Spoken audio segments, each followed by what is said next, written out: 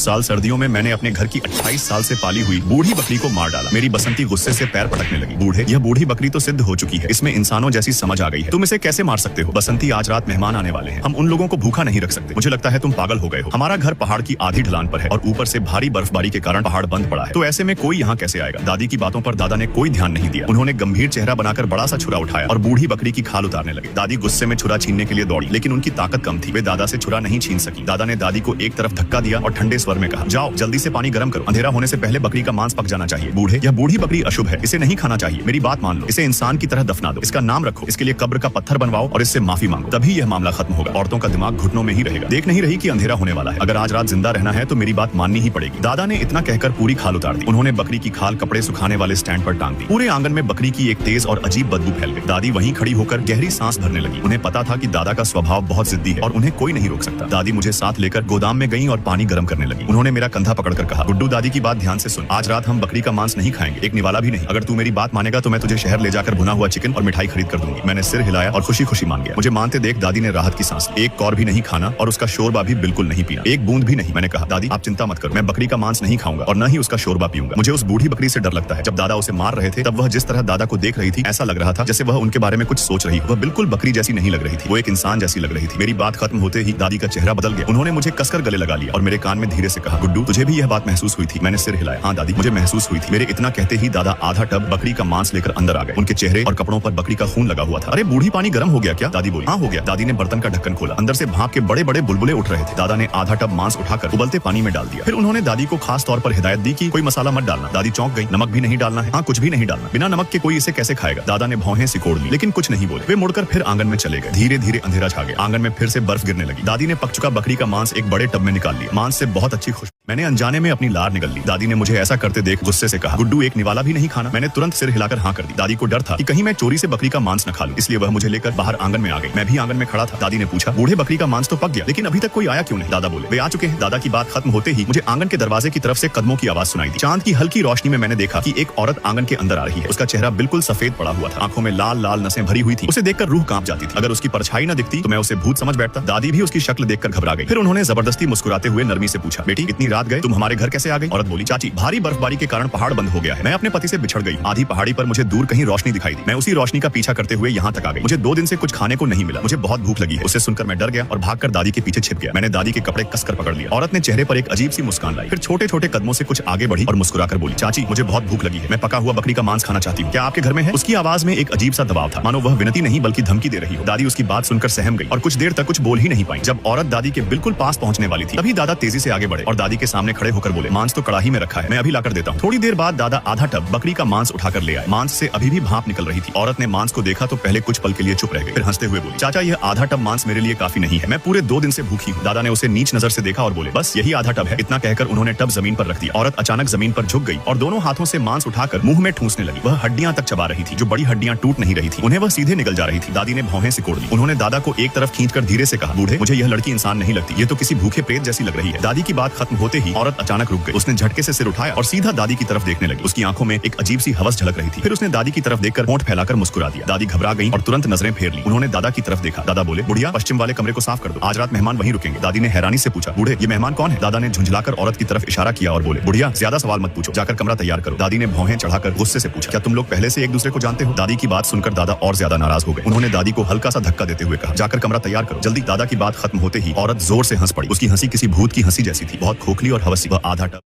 आधा टब मांस पूरी तरह खत्म कर चुकी थी। अब वह खाली लोहे का टब गोद में लिए छोटे छोटे मांस के टुकड़ों को जीभ से चाट रही थी। दादी बोली, मैं नहीं जाऊंगी, अगर कमरा तैयार करना है तो तुम खुद करो। इतना कहकर दादी मेरा हाथ पकड़कर पूर्व वाले कमरे की तरफ जाने लगी, लेकिन दादा ने जल्दी से उनका रास्ता रोक लिया। उन्होंने गुस्से भरी आवाज में कहा, जाकर कमरा तैयार करो अभी। दादा का चेहरा उस समय इतना डरावना लग रहा था कि दादी चाहकर भी उनकी बात टाल नहीं सकी। वह गुस्से में पश्चिम वाले कमरे की तरफ चली गई। कुछ ही देर बाद दादी कमरा साफ करके वहाँ से बाहर आ गई। वह गुस्से से बोली, लल्लू राम मुझे लगता है तुम खुद अपनी मौत बुला रहे हो। दादी की बात खत्म होते ही वह औरत पास आ गई। वह मुस्कुराते हुए बोली, दादी यह लल्लू राम काम तो पूरा मूर्ख है, ये तुम्हारे साथ अच्छा व्यवहार नहीं करता, मेरी मानो तो इसे मार ही डालो। तभी अचानक उस औरत के हाथ में एक तेज नुकीला चाकू आ गया। उसने वह चाकू दादी के हाथ में पकड़ा दिया। दादी ने चाकू पकड़ लिया और गुस्से से दादा को घूरने लगी। वह उन्हें ऐसे देख रही थी जैसे कोई अपने सबसे बड़े दुश्मन को देखता है। औरत फिर से डरावनी भूत जैसी हंसी हंसने लगी। वह दादी की तरफ घूमते हुए धीरे धीरे बड़बड़ाने लगी, मार डालो इसे, जल्दी मार डालो, ऐसे आदमी के जिंदा रहने का कोई फायदा नहीं। उसकी आवाज धीरे धीरे और अजीब होती जा रही थी, बोलने का लहजा भी और ज्यादा क्रूर होता जा रहा था। उसकी आंखों में लाल चमक दिखाई देने लगी, वह बिल्कुल किसी दुष्ट आत्मा जैसी लग रही थी। तभी दादा अचानक बोले, पश्चिम वाला कमरा साफ हो चुका है, आज रात तुम वहीं रुक जाओ, सुबह होते ही पहाड़ से नीचे उतर जाना। यह सुनते ही औरत ने मुझे घूर कर देखा और गुस्से से पश्चिम वाले कमरे में चली गई। उसी पल दादी के हाथ से चाकू छूटकर जमीन पर गिर गया, जिससे तेज आवाज हुई। दादी ने माथे पर जोर डालते हुए हैरानी से कहा, अरे ये क्या हुआ, अभी अभी क्या हो रहा था, मुझे कुछ याद क्यों नहीं आ रहा। दादा ने पश्चिम वाले कमरे की तरफ देखा लेकिन कुछ नहीं बोले। फिर वह मुझे और दादी को लेकर पूर्व वाले कमरे में चले गए। कमरे में पहुंचने के बाद दादा धीरे से बोले, आज रात पश्चिम वाले कमरे की औरत बुलाने आएगी। पहली बार वह गुड्डू को बुलाएगी और कहेगी कि उसके कमरे का पानी का घड़ा भर दो। दादी तुरंत बोली, नहीं, गुड्डू रात में बाहर नहीं जाएगा। वह औरत आखिर है कौन, वह हमारे घर क्यों आई है, मेरी मानो तो उसे अभी के अभी घर से निकाल दो, मुझे उसके पूरे शरीर से हवस की बू महसूस होती है। दादा ने गहरी सांस लेकर कहा, बुढ़िया अगर जिंदा रहना है तो मेरी बात माननी पड़ेगी। फिर दादा मेरी तरफ मुड़े और बोले, गुड्डू अगर पश्चिम वाले कमरे की औरत तुझे पानी भरने को कहे तो तू उसके घड़े में पानी भर देना, लेकिन याद रहे अगर कुछ भी दिखे या कुछ भी सुनाई दे एक शब्द भी नहीं बोलना। सिर्फ 3 बाल्टी पानी से घड़ा पूरा भर जाएगा। 3 बाल्टी भरने के बाद तुरंत वापस लौट आना। औरत चाहे तुझे कितना भी रोके, तू रुकना मत, सीधे वापस आ जाना, समझ गया। मैंने सिर हिलाकर कहा, हाँ दादा मुझे याद है। मेरी बात खत्म होते ही दरवाजे पर ठक ठक ठक की आवाज आई। बाहर से उसी औरत की आवाज आई, चाचा मुझे बहुत प्यास लगी है, घड़े में पानी नहीं है। मैं चाहता उस साल सर्दियों में मैंने अपने घर की 28 साल से पाली हुई बूढ़ी बकरी को मार डाला। मेरी बसंती गुस्से से पैर पटकने लगी। बूढ़े, यह बूढ़ी बकरी तो सिद्ध हो चुकी है, इसमें इंसानों जैसी समझ आ गई है, तुम इसे कैसे मार सकते हो। बसंती आज रात मेहमान आने वाले हैं, हम उन लोगों को भूखा नहीं रख सकते। मुझे लगता है तुम पागल हो गए हो। हमारा घर पहाड़ की आधी ढलान पर है और ऊपर से भारी बर्फबारी के कारण पहाड़ बंद पड़ा है, तो ऐसे में कोई यहाँ कैसे आएगा। दादी की बातों पर दादा ने कोई ध्यान नहीं दिया। उन्होंने गंभीर चेहरा बनाकर बड़ा सा छुरा उठाया और बूढ़ी बकरी की खाल उतारने लगे। दादी गुस्से में छुरा छीनने के लिए दौड़ी, लेकिन उनकी ताकत कम थी, वे दादा से छुरा नहीं छीन सकी। दादा ने दादी को एक तरफ धक्का दिया और ठंडे स्वर में कहा, जाओ जल्दी से पानी गर्म करो, अंधेरा होने से पहले बकरी का मांस पक जाना चाहिए। बूढ़े, यह बूढ़ी बकरी अशुभ है, इसे नहीं खाना चाहिए, मेरी बात मान लो, इसे इंसान की तरह दफना दो, इसका नाम रखो, इसके लिए कब्र का पत्थर बनवाओ और इससे माफी मांगो, तभी यह मामला खत्म होगा। औरतों का दिमाग घुटनों में ही रहेगा, देख नहीं रही कि अंधेरा होने वाला है, अगर आज रात जिंदा रहना है तो मेरी बात माननी ही पड़ेगी। दादा ने इतना कहकर पूरी खाल उतार दी। उन्होंने बकरी की खाल कपड़े सुखाने वाले स्टैंड पर टांग दी। पूरे आंगन में बकरी की एक तेज और अजीब बदबू फैल गई। दादी वहीं खड़ी होकर गहरी सांस भरने लगी। उन्हें पता था कि दादा का स्वभाव बहुत जिद्दी है और उन्हें कोई नहीं रोक सकता। दादी मुझे साथ लेकर गोदाम में गई और पानी गर्म करने लगी। उन्होंने मेरा कंधा पकड़कर कहा, गुड्डू दादी की बात ध्यान से सुन, आज रात हम बकरी का मांस नहीं खाएंगे, एक निवाला भी नहीं। अगर तू मेरी बात मानेगा तो मैं तुझे शहर ले जाकर भुना हुआ चिकन और मिठाई खरीद कर दूंगी। मैंने सिर हिलाया और खुशी खुशी मान गया। मुझे मानते देख दादी ने राहत की सांस ली। एक कौर भी नहीं खाना और उसका शोरबा भी बिल्कुल नहीं पीना, एक बूंद भी नहीं। मैंने कहा, दादी आप चिंता मत करो, मैं बकरी का मांस नहीं खाऊंगा और न ही उसका शोरबा पीऊंगा। मुझे उस बूढ़ी बकरी से डर लगता है। जब दादा उसे मार रहे थे तब वह जिस तरह दादा को देख रही थी ऐसा लग रहा था जैसे वह उनके बारे में कुछ सोच रही हो। वह बिल्कुल बकरी जैसी नहीं लग रही थी, वो एक इंसान जैसी लग रही थी। मेरी बात खत्म होते ही दादी का चेहरा बदल गया। उन्होंने मुझे कसकर गले लगा लिया और मेरे कान में धीरे से कहा, गुड्डू तुझे भी यह बात महसूस हुई थी। मैंने सिर हिलाया, हाँ दादी मुझे महसूस हुई थी। मेरे इतना कहते ही दादा आधा टब बकरी का मांस लेकर अंदर आ गए। उनके चेहरे और कपड़ों पर बकरी का खून लगा हुआ था। अरे बूढ़ी, पानी गर्म हो गया क्या? दादी बोली। हाँ हो गया। दादी ने बर्तन का ढक्कन खोला, अंदर से भाप के बड़े बड़े बुलबुले उठ रहे थे। दादा ने आधा टब मांस उठाकर उबलते पानी में डाल दिया। फिर उन्होंने दादी को खास तौर पर हिदायत दी कि कोई मसाला मत डालना। दादी चौंक गई, नमक भी नहीं डालना है? हाँ कुछ भी नहीं डालना, बिना नमक के कोई इसे कैसे खाएगा? दादा ने भौहें सिकोड़ ली लेकिन कुछ नहीं बोले। वे मुड़कर फिर आंगन में चले गए। धीरे धीरे अंधेरा छा गया। आंगन में फिर से बर्फ गिरने लगी। दादी ने पक चुका बकरी का मांस एक बड़े टब में निकाल लिया। मांस से बहुत अच्छी खुशबू आ रही थी। मैंने अनजाने के अंदर पूरी तरह अंधेरा था, एक भी रोशनी नहीं थी। मुझे याद था कि पानी का घड़ा मिट्टी के चूल्हे के पास रखा रहता है, इसलिए मुझे कमरे के अंदर और आगे जाना होगा। तभी औरत फिर बोली, गुड्डू अंदर बहुत अंधेरा है, क्या मैं तुम्हारे लिए दिया जला दूं? वह अब भी मुझे फंसाने की कोशिश कर रही थी। मैंने दांत भींच लिए और पानी की बाल्टी लेकर कमरे के अंदर चला गया। कमरे में इतना अंधेरा था कि मुझे केवल याददाश्त के सहारे आगे बढ़ना पड़ रहा था। आमतौर पर घड़े तक पहुंचने में कुछ ही कदम लगते थे, लेकिन उस रात ऐसा लग रहा था जैसे यह कमरा कभी खत्म ही नहीं होगा। मैं बहुत दूर तक चलता गया लेकिन घड़ा कहीं नहीं मिला। मैं घबरा भी रहा था और बहुत डर भी रहा था। तभी औरत की आवाज आई, गुड्डू मुझे बहुत प्यास लगी है, जल्दी मुझे थोड़ा पानी पिला दो। उसकी आवाज में बेचैनी थी। ऐसा लग रहा था कि अगर मैंने उसे पानी नहीं दिया तो वह खुद छीन लेगी। लेकिन दादा ने साफ कहा था कि 3 बाल्टी पानी से ही घड़ा भरना है, बाल्टी का पानी उसे नहीं देना है। मैंने उसकी बात का कोई जवाब नहीं दिया और अंधेरे में घड़े को ढूंढता रहा। अचानक मेरा हाथ बिजली के स्विच से टकरा गया। मैं बहुत खुश हो गया। मुझे लगा कि अगर रोशनी जल गई तो घड़ा तुरंत दिख जाएगा। मैंने तुरंत स्विच दबा दिया। टिक की आवाज के साथ जैसे ही रोशनी जली, मैंने देखा कि औरत पानी के घड़े के ऊपर बैठी हुई थी। वह मुझे बेहद खतरनाक नजरों से घूर रही थी। ऐसा लग रहा था जैसे मुझे जिंदा निकल जाएगी। मैंने हिम्मत जुटाई, घड़े के पास गया और पहली बाल्टी का पानी उसमें डाल दिया। फिर मैं खाली बाल्टी लेकर दोबारा आंगन में गया। अनजाने में मैंने पीछे मुड़कर देखा। इस बार औरत मेरे पीछे बाहर नहीं आई थी। मैंने दूसरी बाल्टी भरी और उसे लेकर फिर कमरे में पहुंचा। औरत वहीं खड़ी मुझे ठंडी नजरों से देख रही थी। मैंने दूसरी बाल्टी का पानी भी घड़े में डाल दिया और जल्दी जल्दी तीसरी बाल्टी भरने के लिए वापस कुएं की तरफ दौड़ पड़ा। जब मैं तीसरी बाल्टी भरकर लौटा तो औरत भी कमरे से बाहर निकल आई थी, लेकिन इस बार वह मेरे पीछे नहीं आई। वह सीधे कपड़े सुखाने वाले स्टैंड के पास गई और वहां टंगी हुई बकरी की खाल उतार ली। फिर वह उस खाल को उठाकर पश्चिम वाले कमरे के अंदर चली गई। मैंने ज्यादा नहीं सोचा और पानी की तीसरी बाल्टी लेकर उसके पीछे कमरे में चला गया। मैंने तीसरी बाल्टी का भी पानी घड़े में डाल दिया। मैं वहां वहाँ से निकलने ही वाला था कि उस औरत ने मुझे रोक लिया। गुड्डू मत जाओ, मैं इस बकरी की खाल से तुम्हारे लिए सर्दियों का एक गर्म कपड़ा सिल दूंगी, जरा हाथ लगाकर देखो ये खाल कितनी मुलायम है। औरत ने बकरी की खाल मेरी तरफ बढ़ाई और कहा कि मैं उसे छू कर देखूं। मैंने तुरंत अपने दोनों हाथ पीठ के पीछे कर लिए और 2 कदम पीछे हट गया। उस औरत के शरीर से बकरी जैसी इतनी तेज बदबू आ रही थी जिससे मेरा दम घुटने लगा। मैं जल्दी से मिट्टी वाले चबूतरे पर चढ़ गया और खिड़की से भागने की सोचने लगा, लेकिन तभी औरत ने मेरा टखना कसकर पकड़ लिया और डरावनी आवाज में बोली, गुड्डू मत जाओ, नीचे उतर आओ। उसकी आवाज सुनकर मेरे पूरे शरीर के रोंगटे खड़े हो गए। मैं उसे नाराज करने की हिम्मत नहीं कर पाया, इसलिए चुपचाप नीचे उतर आया। मुझे नीचे उतरता देखकर वह साफ तौर पर खुश हो गई। उसने बकरी की